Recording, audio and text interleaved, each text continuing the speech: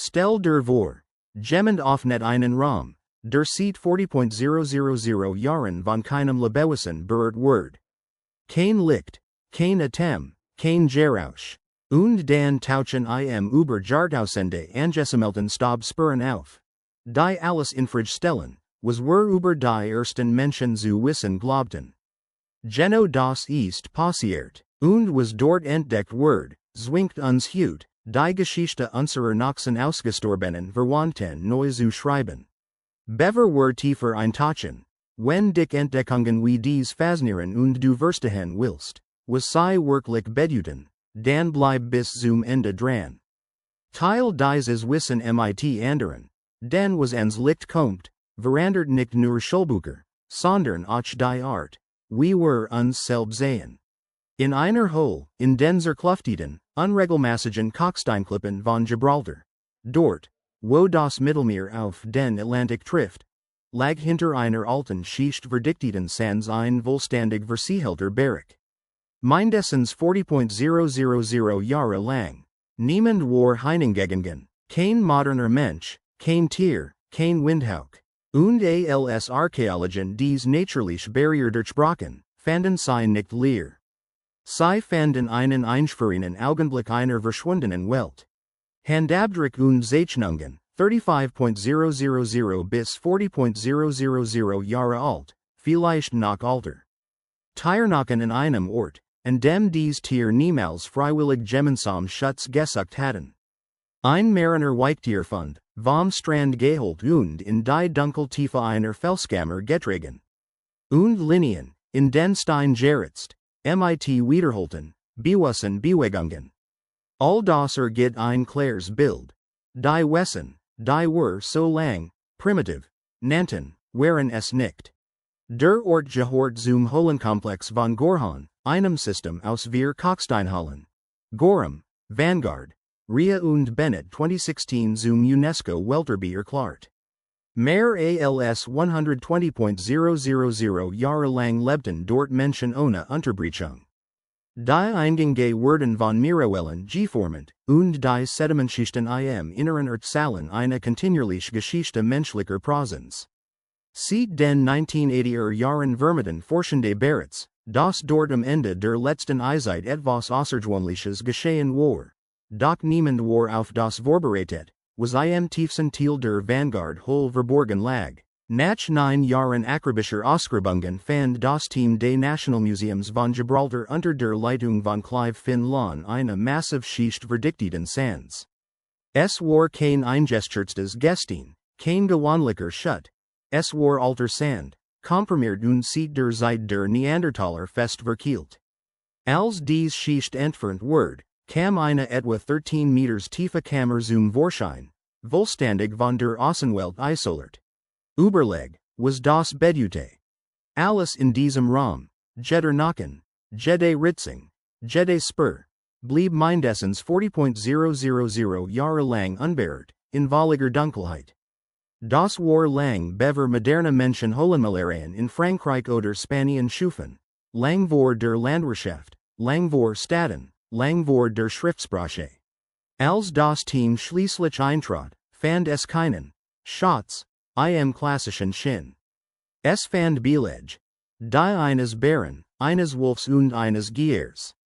3 Rauber, die normalerweise nicht gemeinsam in einer erhöhten, versiegelten Kammer tief im Fels auftauchen würden. Etwas bracht sie dorthin, oder gemmend, und den Wanden waren tiefe Kratzspuren von einem unbekannten Fleischfresser zu sehen. Vielleicht war ein Tier dort gefangen. Vielleicht starb es in dieser Kammer. Die genauen Umstände wurden noch untersucht, doch zwischen diesen Resten lag etwas, das alles veränderte. Ein großes, essbares marines Weichtier, ein Busio-Haus, etwa 20 Meters von der damaligen Stradlinie entfernt, im Inneren der Höhle. Solch Tier wandern nicht von selb in dunkel, versiegelt Kammern. Sie wurden getragen, und vor 40.000 Jahren konnten das nur Neandertaler gewesen sein. Dieses eine Objekt sagt viel. Es weist auf Planning hin, auf Transport, auf Organisation. Die letzten Neandertaler waren keine verwirrten Überlebenden, die Zielos ihrem Ende entgegentamelten. Sie bewegten Ressourcen bewusst von der Kust ins Inner, entschieden, wo sie Nahrung lagern, und strukturierten ihr Umgebung. Und hier beginnt der Perspektivwechsel. Generationenlang wird uns beigebracht, Neandertaler seien grob, geistig unterlegen gewesen. Ersetzt durch intelligentere Homo sapiens, die vor etwa 40.000 Jahren aus Afrika kamen. Die Erzählung war simpel, die Klugeren überlebten, die weniger Klugen verschwanden, doch die Funde in Gibraltar zerlegen dies Geschichte Stück für Stück. Und was unter der versiegelten Kammer gefunden wird, macht das Bild noch komplexer. 2024 berichtet ein internationales Forschungsteam über die Entdeckung einer Feuerstelle, die vor etwa 60.000 Jahren gesät gebaut wird, pflanzentier als Klebstoff herzustellen. Das war kein gewöhnliches Feuer. Es war eine kreisförmige Struktur mit zwei Kanalen und einer isolierenden Innenwand, entworfen, Pflanzenmaterial ohne Sauerstoff zu erhitzen. Ein Prozess, den wir heute Pyrolyse nennen. In kulturen Regionen nutzten Neandertaler Birkenrind. In Gibraltar passen sie die Technik in das mediterrane Klima und verwendeten Esteve, eine lokale Pflanze. Der erzeugte Tier diente dazu, Steinkohlungen und Hohlschaften zu befestigen. Das Ergebnis waren zusammengesetzte Speer. Effizient, stabil, sorgfältig geplant. Das ist kein Zufall. Das ist kontrollierte Produktion, Wissensweitergabe über Generationen. Solche Techniken entstehen nicht durch Glück in einem einzigen Leben. Sie erfordern Erfahrung, Beobachtung, Lehre. Gleichzeitig konservierte eine schnell wandernde Sandune Pollen und Sporen.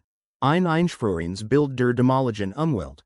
Eine natürliche Zeitkapsel, die nicht nur Objekte, sondern auch den ökologischen Kontext bewahrte. Die Sedimentschichten der Gorham und Vanguard Höhlen sind voller Muscheln, Fischknochen, Überreste von Monstraben und sogar Delfinen mit klaren Schnitzspuren von Werkzeugen. Die Neandertaler von Gibraltar nutzten das Meer systematisch. Sie sammelten nicht zufällig. Sie strukturierten ihre Subsistenz. Damals erstreckte sich vor der Höhle eine weit Küstenebene, mehrere Kilometer breit. Eine Landschaft aus Dünen, Kiefernwäldern und saisonalen Seen. Heute ist diese Ebene überflutet. Über Generationen beobachteten dies Menschen, wie das Meer langsam anstieg und ihr Jagdland verslang. Doch vielleicht kommt die eindrucksvollste Entdeckung aus dem Inneren der Hauptkammer. Eine abstrakte Graver, veröffentlicht in den Proceedings of the National Academy of Sciences. Etwa 40.000 Jahre alt, seit sie ein gitterartiges Muster. Erzat durch mindestens 54 bewusste Werkzeugungen in den Fels. Das ist kein zufälliger Kreuzer, keine funktionale Markierung, es ist eine absichtliche Zeichnung. Lang glatte man, abstrakte Kunst markiert den Moment, in dem Homo sapiens, wirklich menschlich, Word, fähig zu Symbolik, Repräsentation und komplexer kultureller Weitergabe. Doch hier sehen wir Neandertaler, die Geno solch Muster schaffen, noch bever moderne Menschen die Region erreichten. War es Kunst, ein Symbol, ein Ritual? Wir wissen es nicht sicher. Aber wir wissen, es geschah mit Absicht. Und wenn Neandertaler zu symbolischem Denken fähig waren, komplex Werkzeug herstellten, Meeresressourcen nutzten, Klebstoff produzierten und ihren Raum strukturierten, dann wird ihr verschwinden zu einem viel schwierigeren Rätsel. Einige Daten deuten sogar darauf hin, dass Neandertaler in Gibraltar bis zwischen 33.000 und 24.000 Jahren vor heute überlebt haben konnten, tausende Jahre langer als früher gedacht. Stell dir vor. Unsere Vorfahren bauten bereits komplex Kulturen in Europa auf. Während auf der anderen Seite der Straße von Gibraltar vielleicht noch Neandertaler lebten. Gab es Begegnungen, Austausch, Konflikte, Vermischung, oder war es ein langsames ökologisches Zurückweichen durch Klimawandel und kleine Populationen? Stell dich heute in den Eingang der Vanguard Höhle. Vor der glanzt das Mittelmeer, Schiffsehen im Horizont vorbei. Moen kreisen im Wind. Und doch kannst du, wenn du die Augen schließt, der Vorstellen, das Geno dort vor 40.000 Jahren ein Neandertaler stand. Vielleicht heilt ein frisch gesammeltes Weittier. Vielleicht kam von der Jagd über die Weitkustenebene zurück. Vielleicht dachte über etwas nach, das niemals verstehen werden. Die versiegelt kam ist nun wieder geöffnet. Jede Sedimentschicht wird sorgfältig dokumentiert. Jeder Nacken vermessen, jedes Artefakt katalogisiert. Und unter dem freigelegten Boden liegen weitere Schichten. Zehntausende Jahre unbeirrter Geschichte. Jeder Spatenstich kann wieder eine Entdeckung bringen, die unser Bild der menschlichen Evolution erneut verändert. Was wir schon wissen, ist klar. Die Neandertaler von Gibraltar waren keine isolierten, unbeholfenen Überreste. Sie waren anpassungsfähig, nutzten verschiedene ökologische Zonen, Meer, Kust, Wald. Sie entwickelten Techniken, die komplex Planning verlangten. Pflanzentier herzustellen bedeutet, Führer, Zeit, Temperatur und Material zu beherrschen. Meeresfrucht zu sammeln und zu zubereiten erforderte Wissen über Gezeiten, Jahreszeiten und Werkzeuggebrauch. Und vor allem musste dieses Wissen weitergegeben werden. Ein junger Mensch der Gemeinschaft lernt nicht zufällig, Esteve zu verarbeiten oder eine Speerspitze zu befestigen. Musste es beigebracht bekommen. Das impliziert soziale Struktur, Kommunikation, Tradition. Lang nam man in. Die cognitive Überlegenheit des Homo sapiens sei der entscheidende Faktor für das Aussterben der Neandertaler gewesen. Doch je mehr Belege wir sammeln, desto weniger tragt dies einfach Erklärung. Wenn beide Arten zu Symbolik, technologischer Innovation und Umweltanpassung fähig wären, dann kann ein bloßer Intelligenzunterschied nicht die ganze Antwort sein. Es gibt noch ein weiteres Element, das dies Geschichte komplexer macht. Genetische Analysen zeigen, dass es Kreuzungen zwischen Homo sapiens und Neandertalern gab. Ein Teil ihres Erbs led in uns weiter. Das bedeutet, verschwinden war vielleicht keine abrupte Auslöschung, sondern ein allmählicher Prozess der Aufnahme in grosser Populationen moderner Menschen. Doch selbst wenn genetisch Spuren blieben, verschwand ihr eigener Kultur, ihr spezifischen Werkzeug, ihr Traditionen, ihr in den Fels gerätsten Muster. Irgendwann hört all das auf. Die Frage ist daher nicht nur biologisch, sondern kulturell. War es der Klimawandel, der rasch Meeresspiegelanstieg, der die fruchtbare Kustenebene vor den Höhlen überflutet? War es Konkurrenz immer knapper Ressourcen? Oder schlicht die Verwundbarkeit kleiner, verstruder Populationen? Das Bild, das aus Gibraltar entsteht, ist keine Geschichte von Überlegenheit gegen Unterlegenheit. Es ist eine Erzählung von Anpassung unter Druck, eine Geschichte von Menschen. Ja, Menschen im weiteren Sinn, die bis zuletzt innovierten und reagierten. Das abstrakte Muster im Fels bleibt besonders bewegend, 54 absichtliche Bewegungen. Warum? Vielleicht war es ein Symbol, vielleicht eine Territorialmarkierung, vielleicht ein ritueller Akt, vielleicht nur eine Konzentrationsübung. Doch allein die Tatsache, dass Gemmen Zeit und Energie investierte, ein Muster ohne unmittelbare Funktion zu schaffen, sagt viel. Es deutet auf die such nach Bedeutung. Wenn wir heute fragen, was uns zu Menschen macht, nennen wir oft Sprache, Kreativität, Technologie. In Gibraltar sehen wir Hinweis auf all das, noch bever unsere eigene Art die Region erreicht. Die Vorstellung, nur Homo sapiens kon abstrakte Ideen materialisieren, beginnt zu wanken. Das führt zu einer unbequemen Schlussfolgerung, vielleicht lag der entscheidende Unterschied nicht in der Fähigkeit zu denken, sondern in der groß sozialer Netzwerk. Homo sapiens konnte grosser, starker vernetzte Gruppen Gebilde haben. Grosser Netzwerk bedeuten mehr Wissensaustausch, schneller Innovation, grosser Krisenresistenz. Kleine Populationen hingegen sind anfälliger für Zufall, Krankheiten, Klimaspitzen, Ressourcenabheit. Die Neandertaler von Gibraltar lebten in einer Randregion Europas. Als sich das Klima änderte und der Meeresspiegel stieg, schrumpft ihr Gebiet. Generation Generation sehen sie, wie die Ebene vor der Höhle kleiner wird.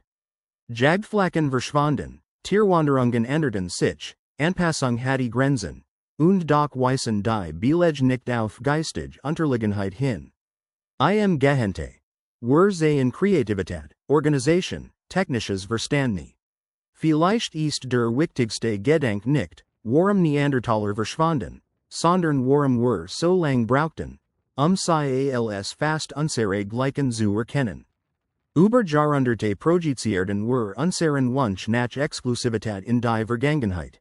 Wir wollten glauben, es gebe einen klaren Moment, in dem wir anders werden, besser überlegen. Doch die Höhlen von Gibraltar erzählen eine in der Geschichte. Eine Geschichte gradueller Unterschied, geteilter Fähigkeiten, zweier Menschentypen, die einander viel nahe waren, als wir zugeben wollten. Und die Ausgrabungen gehen weiter. Unter den bereits untersuchten Schichten liegen noch alter Sedimente.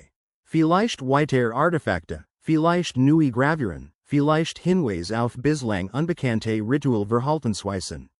Jede neue Entdeckung kann unser Verständnis erneut verschieben. Die versiegelte Kammer von Vanguard ist mehr als ein archäologischer Fund. Sie ist ein Spiegel, sie reflektiert eine Art, die lernt, erfindet, plant, bis in ihr letzten Tage nach Bedeutung sucht. Ende war wahrscheinlich nicht das Ergebnis mangelnder Intelligenz, sondern einer komplexen Kombination von Faktoren. Wenn wir heute im Mittelmeer stehen und zum Horizont blicken, sehen wir nicht nur Wasser. Wir blicken auf eine versunkene Landschaft und auf eine Geschichte, die uns viel nahe ist, als wir dachten. Und vielleicht lautet die eigentliche Frage nicht mehr, warum die Neandertaler verschwanden, sondern was ihr Schicksal über unsere eigene Fragilität verrät. Wenn wir noch weiter in dies letzten Jahrtausende gehen, wird das Bild noch intensiver. Stell der kleine Gruppen von Neandertalern vor, verstreut entlang der Küsten Südeuropas. Keine riesigen Populationen, sondern Gemeinschaften von vielleicht einigen Dutzend Individuen. Jedes Mitglied war essentiell, jeder Verlust tief spürbar. Während Homo sapiens möglicherweise größere soziale Netzwerk aufrechterhielt, Kontakte über hunderte Kilometer, schnell Zirkulation von Ideen und Techniken, lebten Neandertaler vielleicht in kleineren, isolierteren Gruppen. Das bedeutete nicht weniger Intelligenz, sondern weniger demographisch Puffer. Wenn eine lang der die Region traf, wenn ein besonders harter Winter kam, wenn eine Krankheit eine kleine Gruppe erreicht, konnten die Folgen verheerend sein.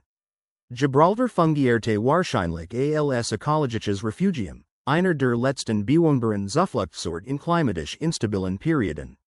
Die relativ milden Bedingungen konnten es Neandertalern erlaubt haben, dort länger zu überleben als anders wo in Europa. Doch selbst dort waren Veränderungen unvermeidlich. Die einst weit Küstengebiete wurden Schritt für Schritt vom Meer verschluckt. Wälder veränderten sich, Herden wanderten anders, Ressourcen wurden unberechenbarer. Kleine Populationen müssen sich immer wieder neu anpassen. Die Möglichkeit direkter Begegnungen zwischen den letzten Neandertalern und Homo sapiens ist faszinierend. Wir wissen durch DNA, dass es Vermischung gab, das Bestheit. Es war nicht nur Theorie, es gab realen Kontakt. Aber wie waren diese Begegnungen? Selten und vorsichtig, kooperativ, gewaltsam, oder langsame Prozess kultureller und genetischer Assimilation? Vielleicht wurden einige der letzten Neandertaler-Gruppen in wachsende Homo sapiens Populationen integriert. Vielleicht wurden ihre Traditionen aufgenommen und aufgelost, während ihre Gene weiter zirkulierten. Und hier liegt ein außergewöhnlicher Punkt, ein kleiner Teil von ihnen lebt heute in vielen von uns weiter. Menschen außerhalb Afrikas tragen messbar Anteil in Neandertaler DNA. Sie verschwanden nicht vollständig, nicht im biologischen Sinn, aber als eigenständig Kultur. Ja. Was die versiegelte Kammer so mächtig macht, ist die Stille, die sie konservierte. 40.000 Jahre ohne Störung. Eine direkte Verbindung zu einem Moment kurz vor dem Ende. In diesem Moment sehen wir keinen geistigen Verfall. Wir sehen Technologie, Strategie, Symbolik, Organisation. Das widerspricht dem alten Bild vom unterliegenden Wetter. Vielleicht lag der entscheidende Unterschied in der Geschwindigkeit kultureller Akkumulation. Homo sapiens hatte womöglich dichtere Netzwerk, wodurch Innovationen schneller und weiter verbreitet wurden. Kleine Neandertaler-Gruppen hatten vielleicht nicht dieselbe Diffusionskraft, aber auch das bleibt Hypothese. Je mehr wir in Gibraltar lernen, desto deutlicher wird, menschliche Evolution war kein einfacher Wettkampf. Es war ein komplexes Geflecht aus Anpassung, Klima, Zufall, genetischem Austausch und Populationsdynamik. Wenn du dir jetzt einen Neandertaler in der Vanguard Hole vorstellst, schwaches Feuerlicht, Wind über der Küstenebene, wirkt die Sehne nicht mehr so fern. Oder sie hantiert mit Muscheln, repariert ein Werkzeug mit Pflanzentier, betrachtet vielleicht ein in die Wand gerätstes Muster. Dies Person hatte Erinnerungen, Beziehungen, angesammeltes Wissen, gehört zu einer Gemeinschaft. Sie war nicht primitiv. Was Gibraltar uns lehrt, ist damit, denn wenn eine Art, die Europa hunderttausende Jahre bewohnte, Werkzeug perfektionierte, Klimaschwankungen Widerstand und symbolisches Denken entwickelt, trotzdem verschwand, dann sagt das auch etwas über die Verwundbarkeit komplexer Lebensformen. Ihre Geschichte ist keine Fabel über Scheitern, sie ist ein gemeinsames Kapital der Menschheit. Und vielleicht ist die wahre Bedeutung der versiegelten Kammer nicht nur archäologisch. Vielleicht ist sie eine Erinnerung daran, dass Überleben nicht nur von Intelligenz abhängt, sondern von Konnektivität, Anpassungsfähigkeit und manchmal purem Zufall. Die Ausgrabungen gehen weiter, Schicht Schicht wird mit äußerster Sorgfalt abgetragen. Unter dem Boden konnten noch alter Spuren liegen. Neue Gravuren, neue Werkzeug, vielleicht Hinweis auf Ritualpraktiken. Jede Entdeckung stellt dieselbe Frage, was bedeutet es wirklich, Mensch zu sein? Wenn Kreativität, Planning, Kooperation und symbolisches Denken nicht exklusiv für Homo sapiens wären, dann muss sich unsere Definition erweitern. Und vielleicht ist die entscheidende Frage nicht mehr, warum sie verschwanden, sondern, wenn wir so viele Fähigkeiten mit ihnen teilen, was unterscheidet uns dann wirklich? Sie